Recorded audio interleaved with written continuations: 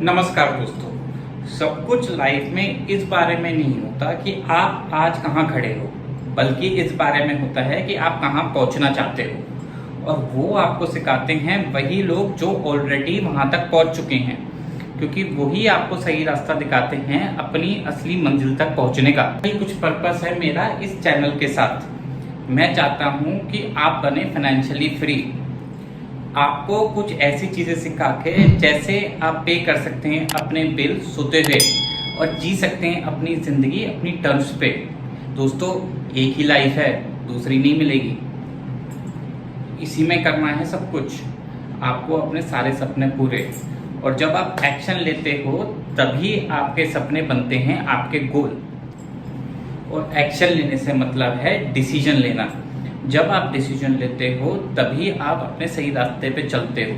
कोई फर्क नहीं पड़ता अगर वो डिसीजन गलत है। एक गलत हुआ तो दूसरा लो, दूसरा गलत हुआ तो तीसरा लो। और मेरी एश्योरेंस है कि आखिर में आप पहुंचोगे अपने सही डिसीजन और सही रास्ते पे अपने गोल की तरफ। मुझे मालूम है ये आसान नहीं है, पर यही तो करना है। आज जो मुश्किल है कल वो आसान कैसे बनेगा? वो आसान बनेगा अगर हम डिसीजन लेने से नहीं डरेंगे। चलो आज लेते हैं एक चैलेंज। याद करो ऐसे 2 डिसीजन जो आपने लिए अपनी लाइफ में, जिन्होंने आपकी लाइफ चेंज की पॉजिटिव के लिए, और एक डिसीजन जो आपने नहीं लिया अपनी लाइफ में या लिया जिसने आपकी लाइफ चेंज की नेगेटिव के लिए। उसको करो नीचे कमेंट्स में शेयर। क्लेम करो उनको कि ये आपके डिसीजन थे। ट्राई करके देखिए नीचे कमेंट में, और देखिए आप कैसे रिवायर करते हैं अपने ब्रेन को अगला डिसीजन लेने के लिए।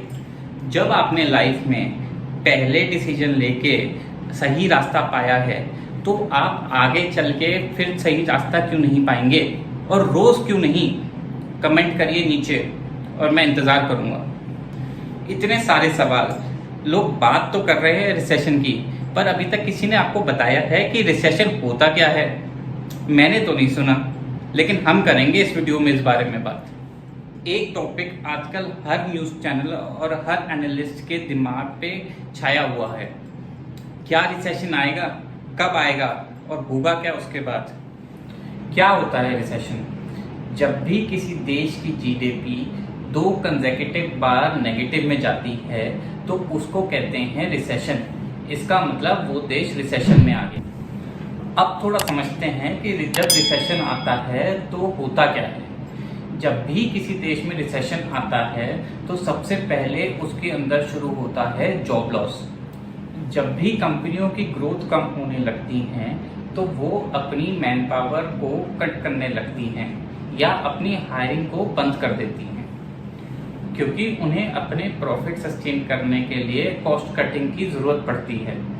थोड़ा सा हार्श तो है, पर कंपनियों के लिए यही एक रास्ता है अपनी प्रॉफिटेबिलिटी को सस्टेन करने का। अगला इम्पैक्ट होता है कम इन्वेस्टमेंट। जैसे जैसे ग्रोथ कम होती है वैसे वैसे इन्वेस्टर हो जाता है एक्स्ट्रा कॉशियस और वो अपनी इन्वेस्टमेंट कम कर देता है। वैसे ही बिजनेसेस भी अपनी एक्सपेंशन की तरफ कम फोकस रखते हैं। वो जो लोअर इनकम क्लास है उसकी मजदूरी गिरती है, क्योंकि वो काम करते हैं डेली वेजेस पे, और जब उनको काम नहीं मिलता या काम कम हो जाता है तो वो कम पैसे में भी काम करने को तैयार हो जाते हैं। तो उसका ओवरऑल इम्पैक्ट आता है जो डेली वेजेस की इनकम होती है। तो दोस्तों, जैसे जैसे डिमांड डाउन होती है वैसे वैसे इन्वेस्टमेंट अपॉर्चुनिटीज भी कम हो जाती है, और इन्वेस्टमेंट अपॉर्चुनिटी कम होती हैं तो साथ में ग्रोथ अपॉर्चुनिटीज भी कम हो जाती हैं। तब एक ही और सिर्फ एक ही चीज़ काम आती है, वो आते हैं आपके खुद के स्किल्स। तो इस समय इन्वेस्टमेंट कीजिए आप अपने स्किल्स को डेवलप करने में और नए स्किल्स एक्वायर करने में, क्योंकि वो ही है जो आपकी कैपेबिलिटीज को बढ़ाएगा। और जब आपकी कैपेबिलिटीज बढ़ेगी तो कोई भी रिसेशन है नहीं है जो उसको आपसे छीन सकता है, और वही स्किल्स आपको साथ में लेके जाएंगे नई ऊंचाइयों तक। क्योंकि दोस्तों, हिस्ट्री और डेटा बताता है कि जब भी कोई जना अपने स्किल्स को अपग्रेड करता है रेगुलरली हर 2 से 3 साल में, वो ही जना इंक्रीमेंट पाता है 50% से ऊपर हर टाइम अपने जॉब चेंज पे। पिछले हफ्ते यूएस ने अपने रेट्स 75 बेसिस पॉइंट से फिर हाइक किए। ये हम ऑलरेडी बात कर चुके थे, तो हमें तो ये पता था। पर आपको क्या ये पता था कि इन्फ्लेशन ऑलरेडी डाउनवर्ड कर्व में आ चुका है और मीडियम टर्म में पीक आउट हो चुका है 9.1% पे। तो इसका मतलब क्या है दोस्तों? इसका मतलब ये है कि रेट हाइक तो आगे भी होगा, लेकिन 75 बेसिस पॉइंट तक नहीं जाएगा। अगली मीटिंग 2 महीने बाद 20-21 सितंबर को है। अगर यही ट्रेंड रहता है और कमोडिटी प्राइसेस 20 से 30% और करेक्ट हो जाते हैं तो हो सकता है आगे चल के रेट हाइक पॉज भी हो जाए। अब करते हैं इंडिया की बात। दोस्तों, इंडिया की जीडीपी ग्रोथ कंसिस्टेंट है, तो रिसेशन की तो बात को कंसिडर भी नहीं किया जा सकता। लेकिन और कंट्रीज की स्लो डाउन का इम्पैक्ट इंडिया पे क्या होगा, उसको हम डिस्कस करते हैं थोड़ा डिटेल में। पहले फायदे समझते हैं। पहला फायदा होगा इंडियन रूपी होगा स्ट्रॉन्ग डॉलर के अगेंस्ट, क्योंकि इंडिया एक डोमेस्टिक ड्रिवन मार्केट है और उसके एक्सपोर्ट्स ग्रो कर रहे हैं। तो कमोडिटी प्राइसेस के डाउन जाने से फिस्कल डेफिसिट में का गैप होगा कम और उससे होगी एक स्ट्रॉन्ग रैली इंडियन रूपी के अंदर। और स्ट्रॉन्ग रूपी ही बढ़ाएगा इंडिया के फॉरेन रिजर्व्स, प्लस लाएगा फॉरेन इन्वेस्टर के अंदर कॉन्फिडेंस, जो और ज़्यादा से ज़्यादा इंडिया के अंदर अपना इन्वेस्टमेंट बढ़ाएगा। जैसा हमने अपने वीडियो INR USD का रिश्ता मार्केट के साथ में डिस्कस किया था। इन्वेस्टर को चाहिए एक safe investment with good returns, और इंडिया बनेगा फॉरेन इन्वेस्टर्स की सबसे बड़ी टेम्पटेशन। आप देखिएगा। दूसरा फायदा होगा इंडियन कंपनीज की बैलेंस शीट करेगी ग्रो। अब इंडियन बैंक्स रेडी हो गए हैं अपनी लोन बुक को एक्सपेंड करने के लिए, और अब वो करेंगे इंडियन कंपनीज को fully financially support. Indian banks की बैलेंस शीटों में और क्वार्टर रिजल्ट्स में ये ग्रोथ ऑलरेडी दिखना स्टार्ट हो गई है। यही कॉन्फिडेंस अब बैंक्स को पुश करेगा कि वो और से ज़्यादा लोन्स सैंक्शन करें इंडियन कॉर्पोरेट्स को।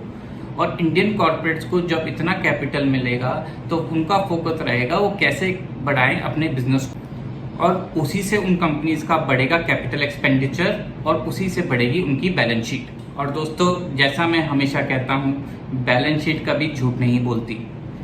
जब भी किसी चीज़ का फायदा होता है तो उसका नुकसान भी होता है, और हर डिसीजन को लिया जाता है सोच के समझ के, दोनों उसके फायदे और नुकसान को। नुकसान ये होगा वर्ल्ड स्लो डाउन का इंडिया को कि इन्वेस्टर हमेशा कॉशियस रहेगा, वो सोच के और संभल के सारी इन्वेस्टमेंट करेगा। यहाँ मैं फॉरेन इन्वेस्टर की बात कर रहा हूँ, तो उसकी वजह से वॉलेटिलिटी तो रहेगी मार्केट में, लेकिन वो रहेगी 4 से 6 महीने तक। और देखना ये है क्या हमारी गवर्नमेंट कुछ ऐसे इंसेंटिव निकालती है जो इस वॉलेटिलिटी और इन्वेस्टर कॉन्फिडेंस को ग्रो करने में मदद करता है। समय बताएगा। दोस्तों, 28 जुलाई को ब्यूरो ऑफ नेशनल इकोनॉमिक्स ने अपना जीडीपी डेटा दिखाया यूएस का। वो दूसरी बार लगातार नेगेटिव में आया। इसका मतलब है कि यूएस अब रिसेशन में एंटर कर चुका है। मगर उससे मेरी इन्वेस्टमेंट स्ट्रैटेजी बिल्कुल चेंज नहीं होगी। मेरी इन्वेस्टमेंट स्ट्रैटेजी जो है वो हर मौसम को हैंडल करने के लिए बनाई गई है, चाहे मार्केट नीचे जाए या ऊपर जाए। तो इर्रिस्पेक्टिव ऑफ क्या होता है ग्लोबल वर्ल्ड और सिनेरियो में, मैं अपनी स्ट्रैटेजी को कंटिन्यू करता रहूँगा। क्योंकि दोस्तों, वेल्थ क्रिएशन के लिए कंसिस्टेंसी और डिसिप्लिन ही 2 चीज़ें हैं जो सबसे इम्पोर्टेंट हैं। आप अपने इमोशंस को आपके ऊपर हावी नहीं होने दे सकते। और डिटेल में समझने के लिए ये अगला वीडियो देखिए। मैं आपसे फिर मिलूंगा। गुड बाय एंड जय हिंद।